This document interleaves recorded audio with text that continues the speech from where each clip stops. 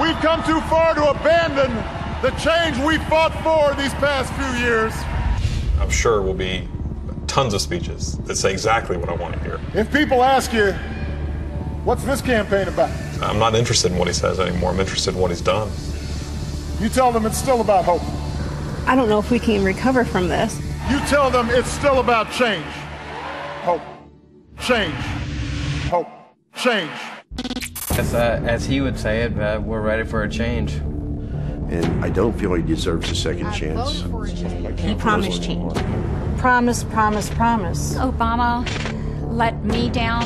It's sad. It makes me angry. That really makes me very, very angry. It just hasn't worked.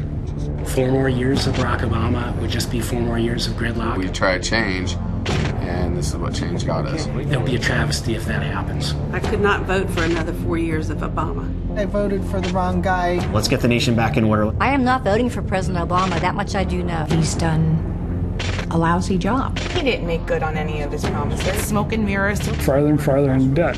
Deficit is going up. Business is closing. Government handouts. I'm so disappointed. I expected a lot more. We're divided. We're spending way too much. I have no optimism. I fear for my children. People are angry. It's more discussed at this point. I'm exhausted and I'm tired. The healthcare costs are going up. False hope. To me, it looks very dismal. It's not hopeful. That's just heartbreaking. I've always been Democrat. I am a Democrat. I live in Florida. Registered Democrat. I'm an independent. I was raised Democrat. Democrat. Democrat. On the east side of Des Moines, Iowa. I voted for President Obama. I voted for Obama. Of course I voted for Northeast Ohio. Democrat. Virginia. My background's more of an independent. Typically, I vote more Democrat, but not this election. I cannot vote for President Obama again. Now, welcome to this special edition of Hannity. Now, you just saw part of the new movie titled The Hope and the Change. Now, the hour-long film is a product of Citizens United and highlights a large group of registered Democrat and independent voters who supported President Barack Obama back in 2008, but now, 4 years later, they're not buying into the hype, the hope, the change.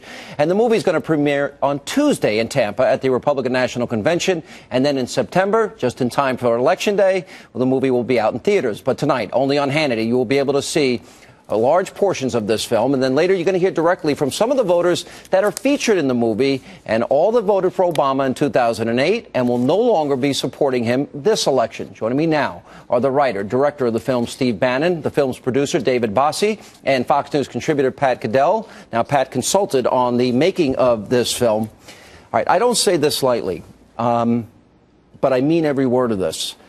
This is the most powerful documentary I've ever seen in my life. There's no way that anybody watches this film could vote for Barack Obama. It's impossible. You bring us back and walk us through the whole election cycle. It's almost like I feel like I have amnesia and I follow this every day. Tell us how you got started. Dave and I, last year at this time, sat down and talked about having a film for this cycle. And we didn't just want to make a film that talked to conservatives or talked to Tea Party people. We wanted to really think through, kind of look at it through David Axelrod's eyes in the summer and fall of 2012. And we said, if you look at those battleground states, 7 states, 100 counties, 7 or 8 states, 100 counties, 5 to 6 million voters, all Democrats, all independents that voted for President Obama. And that's when we reached out to Dave reached out to Pat Caddell. We needed people that help us find the pool of people that are out there that were so strongly supported President Obama. We want to go through the journey of their lives and the journey of the country in the last 4 years. So it's almost like an awakening process. You remind us the huge crowds, the yes we can, and I'm not going to have to put gas in my car or pay for my mortgage if we elect Barack Obama.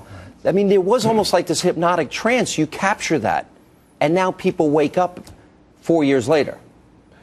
It's a very powerful film, Sean. I think that is saying it in their own words. And as Steve said, these are Democrats and independents. These are what I consider, people bandy about, the political professionals bandy about the Reagan coalition. In my opinion, that's who these people are. And if politicians can learn to speak to middle America, these people, they're going to win a lot of elections. You know, Pat, you're a Democrat. You've been outspoken against the Obama administration.